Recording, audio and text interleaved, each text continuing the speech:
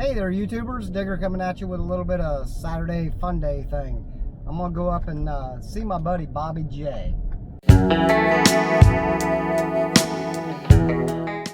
Bobby J owns Jordan Motorworks here in Huber Heights, Ohio. He's certified ASE mechanic and everything. Owns his own place. Got you know, 3 or 4 guys working for him and everything. But in his downtime, he likes to have a little bit of fun. He has a 1968 Cutlass 442 convertible and 4-speed. And I tell you, I've driven it several times and it's fun. But we'll go up here and talk to him and see if we can get him to break it out. It's probably been 3 or 4 months since he's even started it or anything, but hopefully we can get him to fire it up, and who knows, maybe do a couple hole shots or something. But so that's where we're heading, up to Jordan Motorworks to see Bobby J. So we will catch you here in a little bit.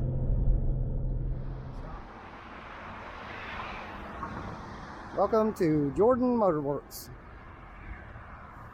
He's got 3 bays here, 3 bays there, 3 more bays in the back, plus the office. So let's go inside and see what these guys are up to. Walking into Jordan Motorworks, take a look at the little office here. Little waiting area. And then step up into the main man's office here. That's Bobby J's desk.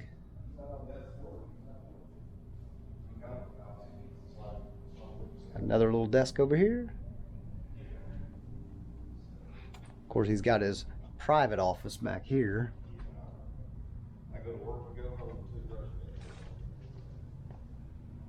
Ah, there we go. You got a 68 442 right there. That's not his, but very close. Hopefully we'll get to see that here in not too long.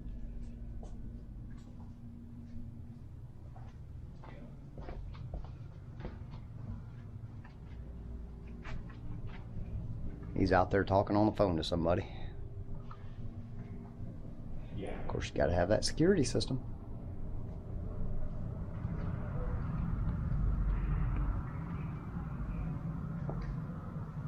Okay.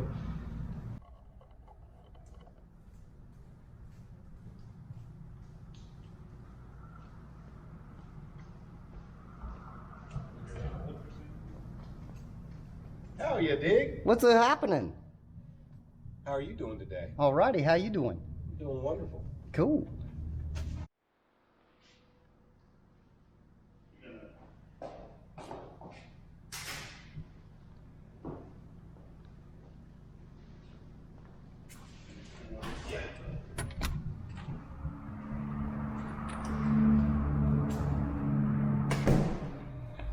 This bay here is the original one that Bobby started out with. He started out with just these 3 bays, and now he has the whole building basically. Obviously this is late on a Saturday afternoon, so not a whole lot going on in here. There's some project cars back here. The Nova. Oh yeah. That belonged to the late Andre Ogletree, good friend of all of ours and everything, and COVID unfortunately took him out last year. But his sons still go out and play with it and keep it running and keep the memory of Big O, Andre Ogletree, alive. This here's Bobby's Corvette, which he's got big plans for. Little by little, I guess they're working on it. It'll get there someday. This is the back shop area. Still has some machines in here from the owner of the place. He's got to get those out of there. That way Bobby can free up another bay. Otherwise, just kind of a storage area and place to park the toys. We'll go back over here. How you doing, Bobby, sir? Doing well. Got a nice tire machine and balancer.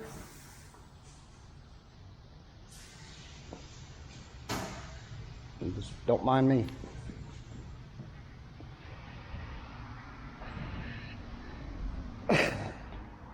He does engine swaps, transmission rebuilds, and AC repair.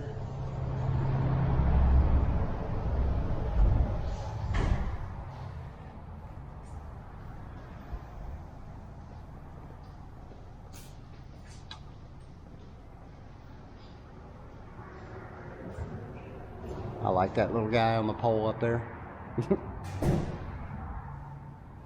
And of course you have Bobby's room, the little bird cage up there.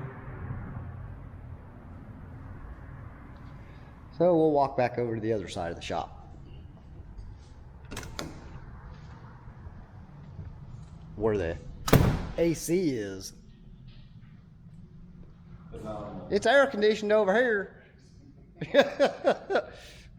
Said 73, baby. Say what? That's a heat wave. Don't mind my Amish hood prop right here. Hey, whatever works. Told the customer, I said if I get whacked in the head, there's going to be a $135 surcharge. Even if you did it yourself? Yeah. So what all are you doing to this thing? A little 3.9 General Motors head gasket reseal. Car came in, customer stated that had lukewarm heat at idle. And what happens is the head gaskets develop a void and allow air to introduce into the cooling system, and you'll get an air pocket on the heater core hoses from here to here.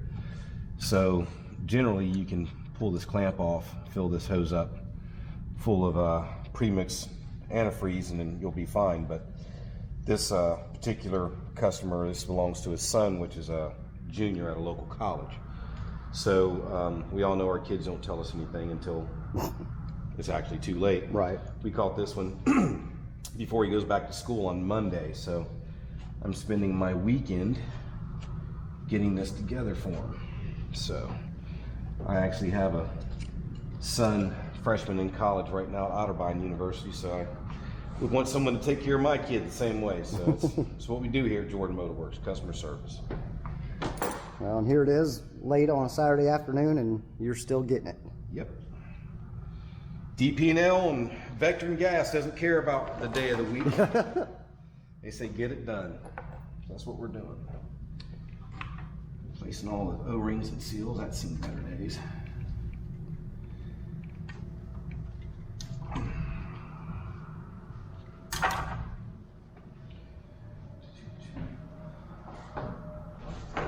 Only done a couple hundred of these.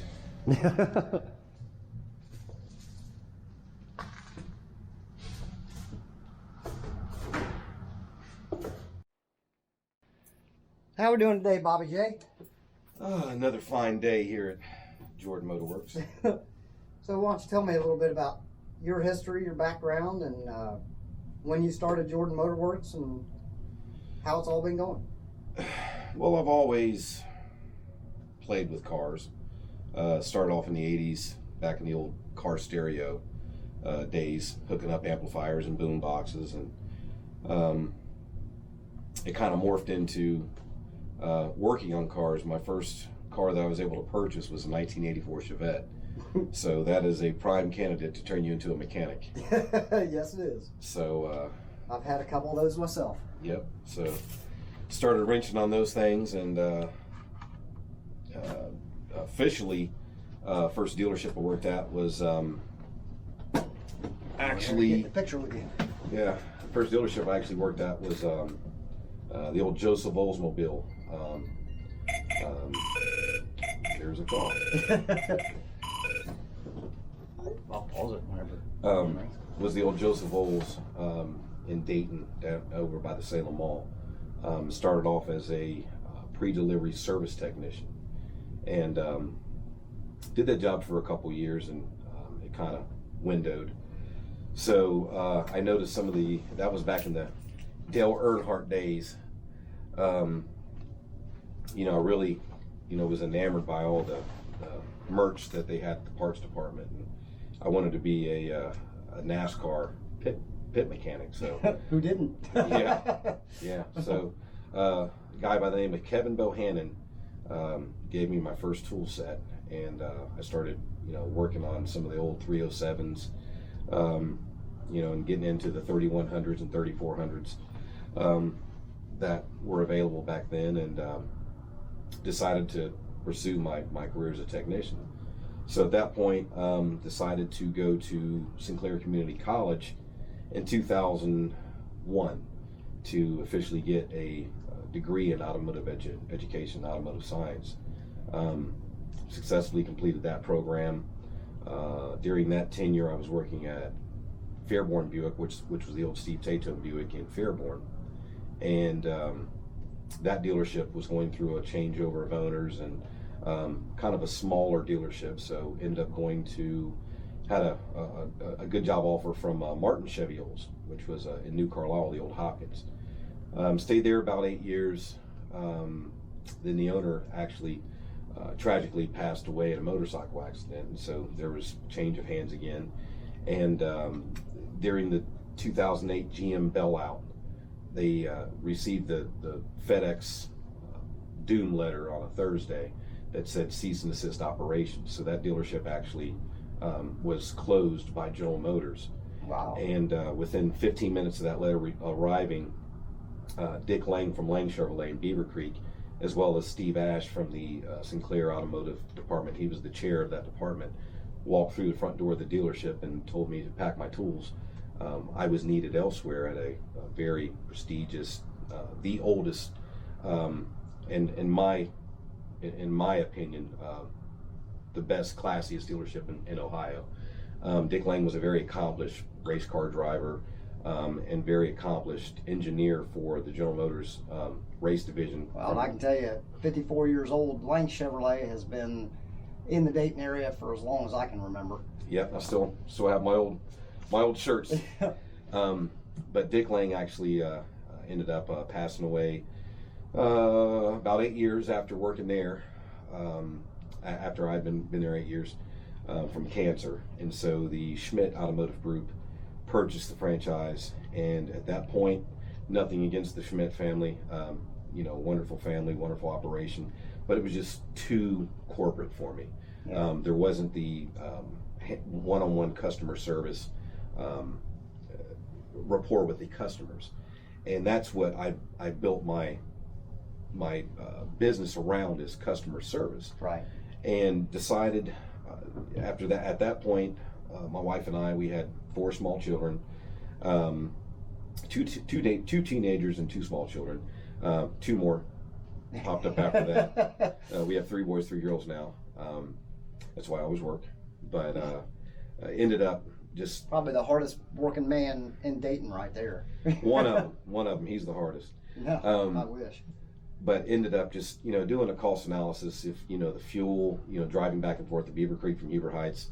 I had a very lucrative shade tree operation at my house. Had a detached 2-car garage.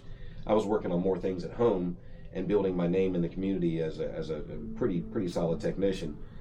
Decided to step out on a leap of faith and open this up. We started Jordan Motorworks in 2014. There was about a year and a half tenure with another local company that ended up selling out and moving, and decided I didn't want to go back to the dealership, so opened this up in 2014. Started with $800, a floor jack, and a dream, and just had a little. Remember it well. Yeah, you were there. You helped me move everything here, and you would help me at night. Get cars together for the next day, and there was a lot of blood, sweat, and beers. And grace be to God, we're starting year number 8 now. Just had our anniversary last week on the 14th, 7-year run. So we're doing a lot right. We try to get it right the first time. There's been some headaches, growing pains, as my dad would always say. If you don't have business, you don't have problems. But we currently keep about a 40-car backlog. We're busier than a 1-arm paper hanger, and I've got 3 solid technicians. Had a few technicians that worked with me, helped me build the operation. James Weiss, he started Weiss Automotive right. Services. Spencer Mims, he's now a service writer for Lexus of Dayton. He's my nephew. He did a very, very good job here. Both of these guys, they pretty much got their start because of you, though. Well, everybody needs a direction or a means to get to where they want to get to. So the trade-off was mutual. Really, really good, solid group of guys behind me, and our advertising slogan on our business card still states, dealership repairs at quality prices, and that's one thing that I've strived to try to maintain. And I know there's been times over the years I've told you several times that, Bobby, you're too cheap. yeah, I've had to sell a couple hot rods because of that, but yeah. If you have a dream, you have a vision, you want to build it, Right. you go all in, and this isn't something that you can just straddle the fence. It's a very uncomfortable seat if you're sitting on the fence all day long, so Right. you've got to go one way or the other. So Well, that's typical with any business. yeah. Either if you're serious about it, you go full blown into it. Yeah, And don't look back. I eat, sleep this business. It's in the early days, it wasn't unusual to find you and I here at 3 a.m. in the morning. Right. Your business was just 2 doors down. Actually, at one point, we were next door neighbors in business together. Well, that's how we met. Yeah, and it wasn't with the prelim. It's been love ever since. Love at first sight. Yeah, one of the stories that sticks out in my mind is when you were working on your Falcon with the 302, and the Falkenstein, and the carburetor stuck, and I just see you going right back past the building about 100 miles No an hour. doghouse on the car, no tailgate, no wide nothing. Just open, ready to see Jesus at any second. I was like, it's no big deal. I just shut the key off. Yeah, and you got her stopped right before the fence, so that was impressive. So Fun times. Yeah, we had a lot of fun times with the go-karts and the RC cars and the party buses and drones. Yeah. I lost my drone. Yeah, I lost my bird, man. But yeah, it's funny how that morphed, from being next door neighbors into best friends, and all the fun times at the back garage on Taylorsville, all the buses and cars and things that we were a part of. We've done a lot. Yep, together with that. So it's been a fun ride. I hope I have another 8-year run. I think you do. You're good to your workers. You're good to your customers. You do good quality work. You're ASE certified and everything. You've worked on a lot of my stuff that I didn't have any idea about, and you're just like, it's just this and that, and you just give me 1 second. Knock it out. There's a customer coming in. All right, Bobby had a customer come in, so we had to take a little break, but back to the story. So back to the story. If you can remember where you were. Yeah. The Mustang. So yeah, we had a lot of good times. Started off as business neighbors. Kind of followed each other. You followed me on the automotive side. I followed you on the bus build side. And the way that we run our businesses are kind of synonymous. Your customer service, being a corporate concierge or a corporate delivery service, you're professional. When you get out there and you do your thing, you look the part, you are the part, and I do the same thing. We put our customers first, and we try to do it right the first time. Right.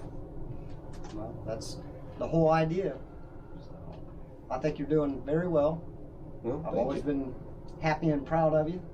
So thank you. I think you've done quite well in this business, and hopefully everything keeps on going. Yeah, it's a struggle now, especially with this supply chain breakdown with the whole global pandemic of parts availability and people getting back online and companies getting back online. We're starting to see another slowdown of parts and a slowdown of people to deliver the parts because people just don't want to work now. I know. And I actually have a technician out right now with COVID, so it is real and it's affecting our business. But one thing for certain, 2 things for sure. During a pandemic, people are going to want toilet paper and beans and bullets, and they need their car to go get them. So right. I'm gonna be here rocking it out, through it. We are ground zero.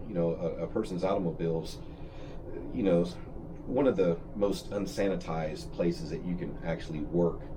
So we try to sanitize and clean, for our own safety and as well as our customers. Steering wheels, seats, use seat covers. Just try to use the safety measures to keep ourselves healthy. Yeah. So I think it will end, but we're also going through a technology curve right now with the Teslas and the hybrid and the biofuel vehicles. The learning curve is here now. So I can remember when I was a technician, before OBD1 came out in '93. Back in my day. Yeah, back in your day. Then it went to OBD2. The guys that didn't want to work on the computerized cars, and those guys aren't probably even alive now. That I worked with. So we're starting to see a curve now where wires are multiplex. You'll have 4 or 5 different operations on one circuit. From a 5-volt reference. If you have a bad 5-volt reference, and you'll lose something else. That's in the kind of vehicle. something that's thrown me off. Is not too long ago I just found out that basically everything under the dashboard is 5 volts now, not 12 volts like the old days. A lot. Yeah. Go to try to find anything to hook up to under there, and nothing's 12 volt. Yeah. It's all Old guy new. like me, that throws me off. Yeah.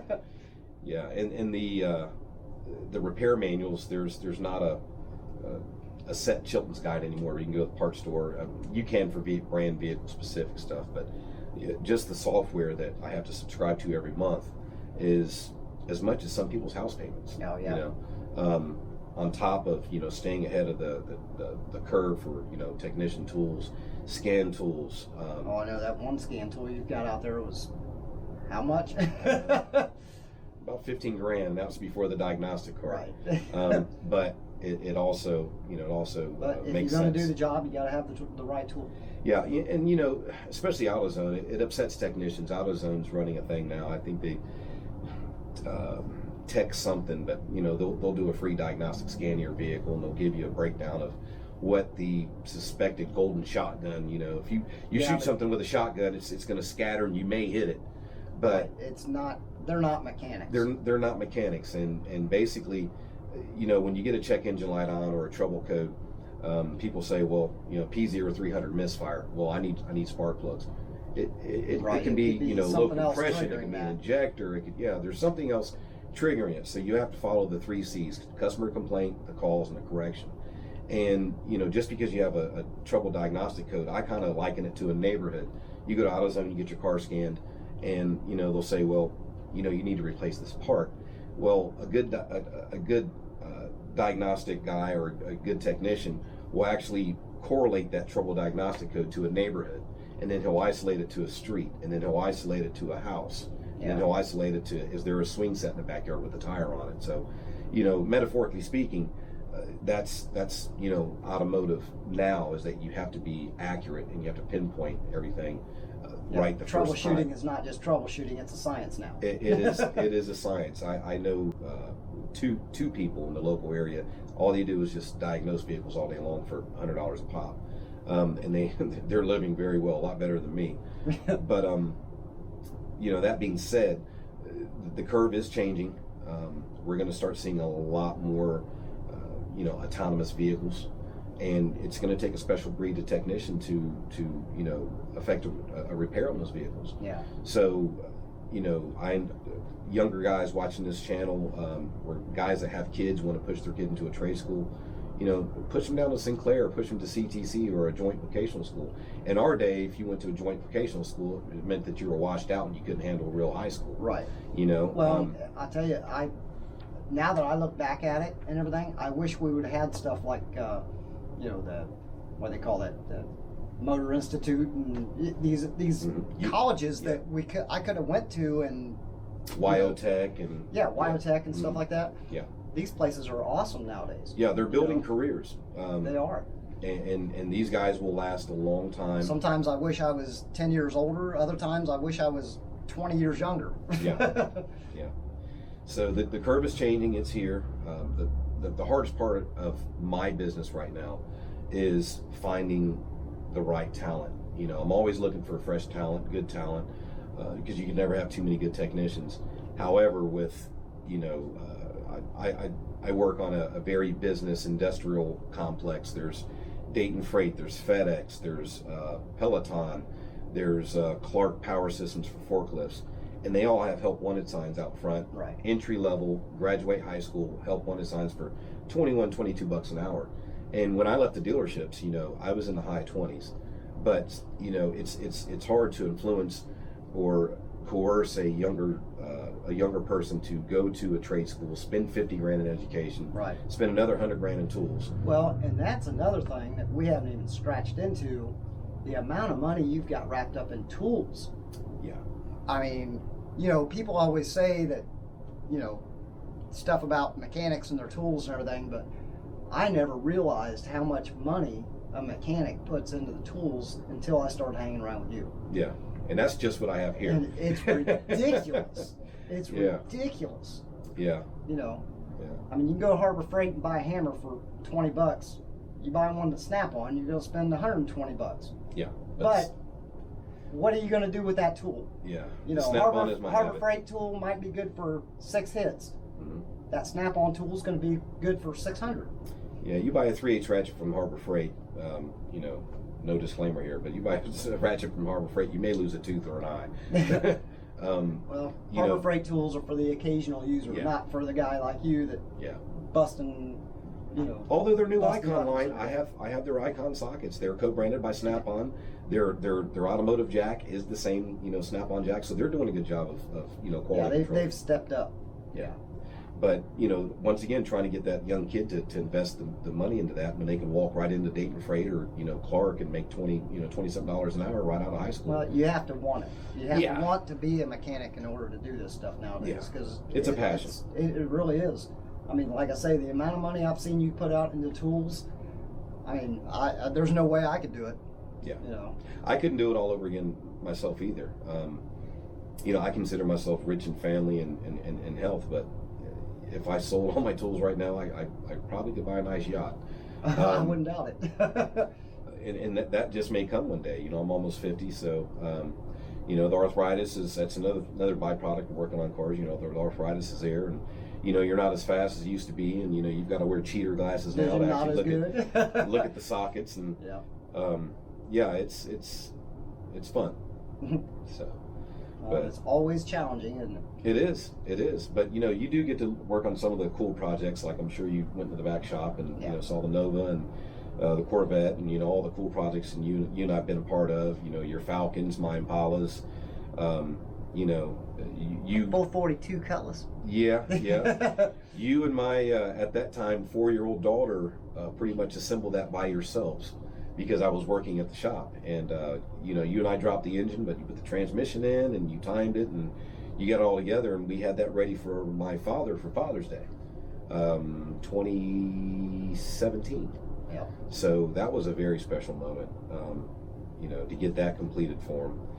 He hasn't driven it much since. It's sat in the same spot. Actually, I've driven it once this year just because I'm always here. But yeah, you've cut your teeth into the grain of Jordan Motorworks from day one. So very much appreciated. Couldn't have done it without you. There's a lot of things I couldn't have done without you too. So that's definitely a mutual street there. Heck yeah. Well, I wish you all the best in your channel, and please hit that bell, subscribe. I'm telling you, this guy's going places. He's got giveaways. I'm going to help him sponsor tool giveaways. There's going to be some pretty cool stuff at the 200 sub level. Yeah, I follow him. So yeah, we're just going to keep giving back, man. And our goal is to build a fire, a passion with these hobbyists, to not just turn it into like a weekend hobby, to like sitting there dreaming at it at your work desk. Just, I can't wait till I get off and get home so I can work on my project, whatever it may be. So you know, this. Well, if you're watching this channel, you already know what we mean. Yeah. So you know, we're really passionate about it, and we hope that you become passionate about it and stay passionate about it. And many returns of the day. All right. Well, hopefully we can get you to maybe jumpstart that 442 later today. Sounds like a fun evening. Go out and rip some gears. we'll check her out. All right, everybody. So stay tuned. We got more coming.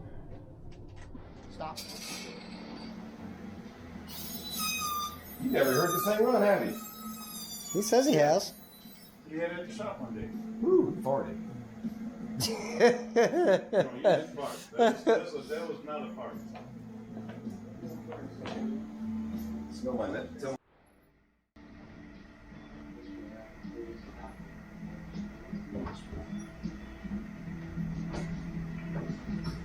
Remember Hal? It's been a while.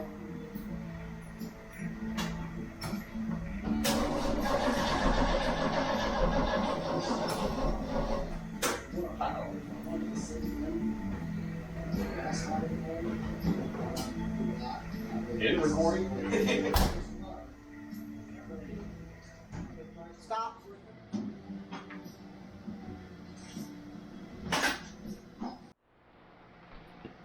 All right, Bobby J, here we are at your house, and we came up here to check out this little ride. Why don't you tell everybody about this, a little bit of the history on it, and everything like that? 68, Olds 442. Started life in our family. My father purchased this vehicle. It was an eBay purchase. Ended up sealing the deal with a guy. He was in Ontario, and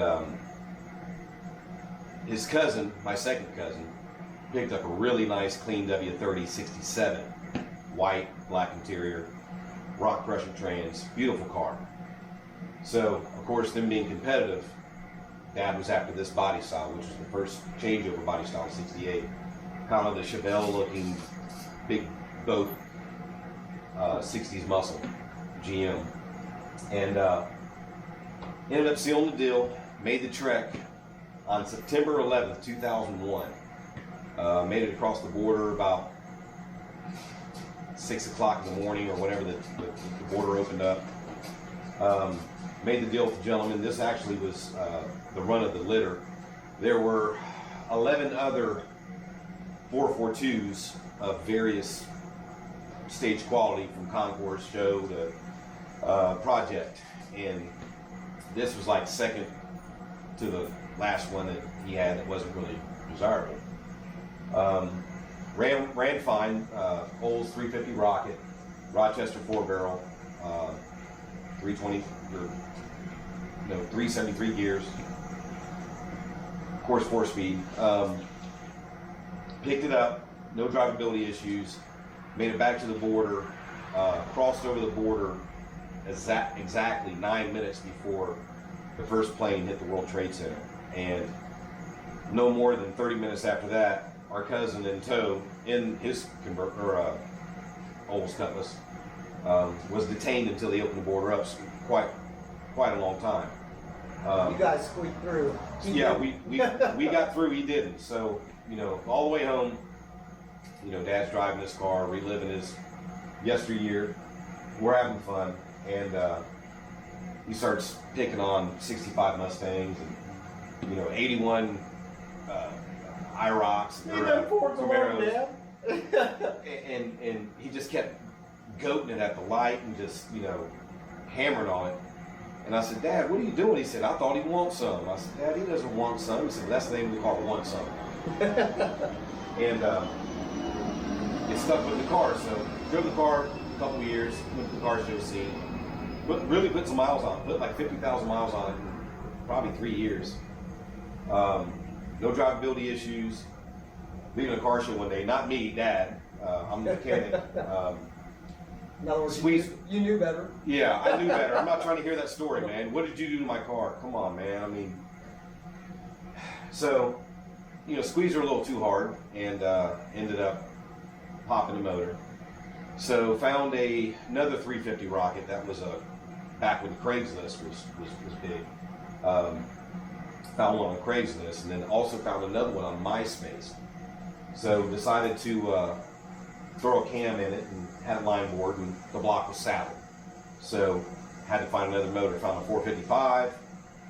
That motor ended up being trashed, and then took it to a local speed shop, and it was kind of quoted way above what I knew, that being a mechanic.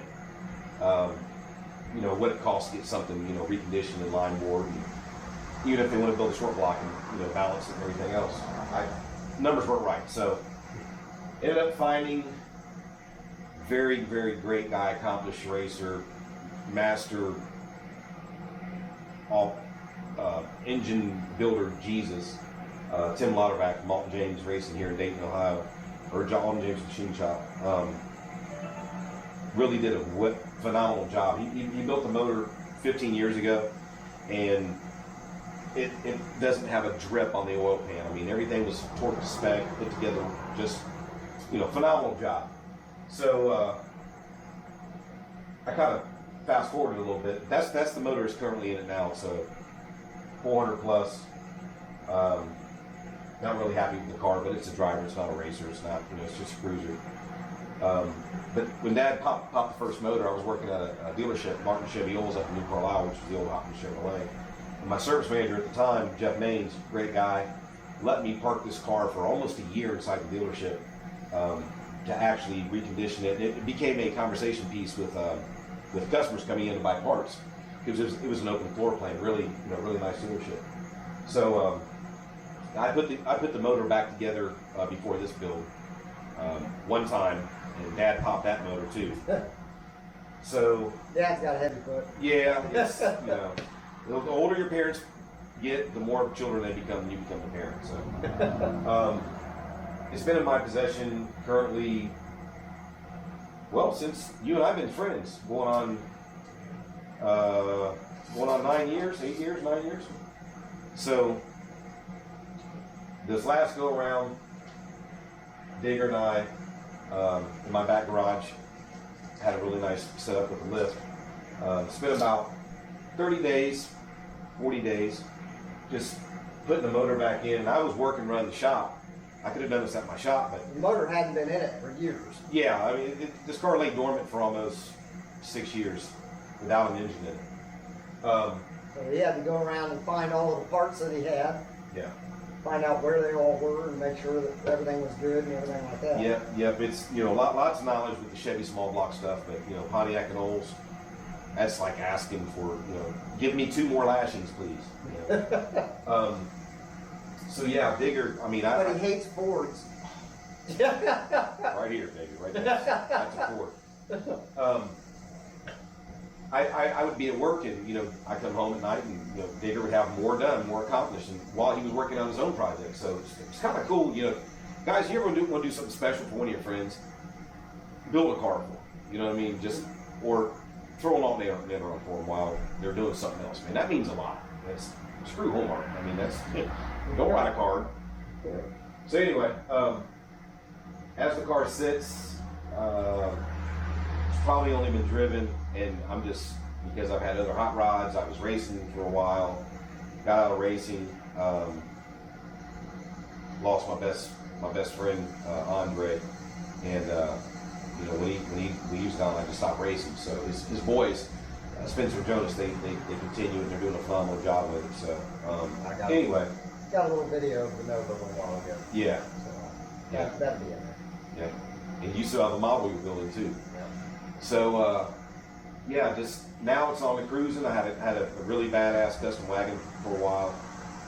Did the car scene and this and that. But, you know, since this pandemic, I live at the shop. You know, my customers are my primary objective.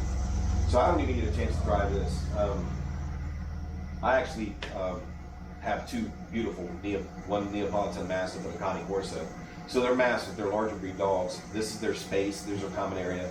Kids are doing push-ups and footballs and everything else out here, and there is slobber on the side of the vehicle. So I have to clean all this up, because it actually has been sitting here since 2019. Started maybe once, driven twice, and I know, how could you, how dare you? I deserve it. Yeah, I deserve it. But I'm going to do better. I'm in the rooms, I'm talking, I'm admitting my problem. I'll start the car. You need to get out and drive it more often! So I guess that's what we're going to do. We've had to charge the battery, put some air in the tires, blow some fuel nuggets out of the interior, and let's see if this puppy will start.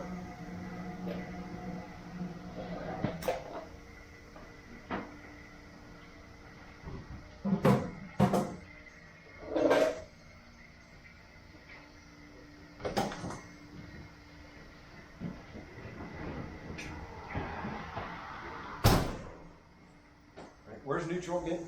I don't know. I've only driven it a handful of times. Yeah, Dad, if you ever see this video, tires, it's because of him. That 4-speed.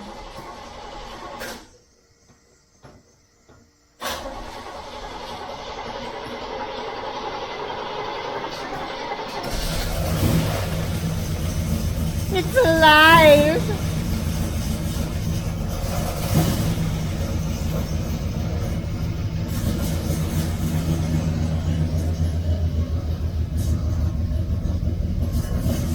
Does that feel good?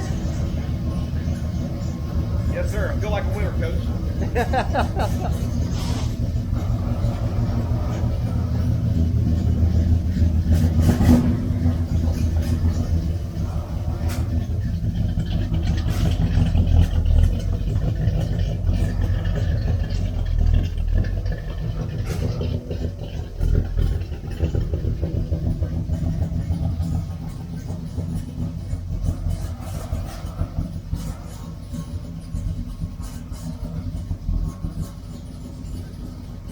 Wheel talk.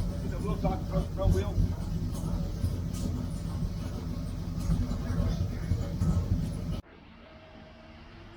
Here's a typical night at Bobby's place. I don't know if you can see all that, but boy knows how to cook. Good eating's over here. Huh? Sometimes.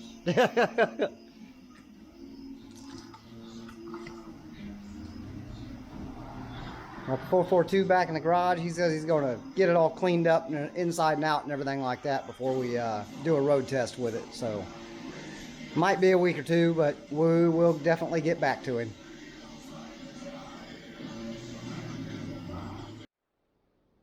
All right, so there you have a little bit of background on Bobby Jordan from Jordan Motorworks. He's been best friend probably for close to 9 years. We've built a lot of stuff together. He's helped me on stuff. I've helped him on stuff. It's just, it's what friends do. We were going to get the 442 out, but he discovered while it was sitting there idling that the water pump bearings got a little bit of extra play in it. So he's going to get the water pump replaced on it, get it all cleaned up and everything, because he was also a cat bumped the tripod.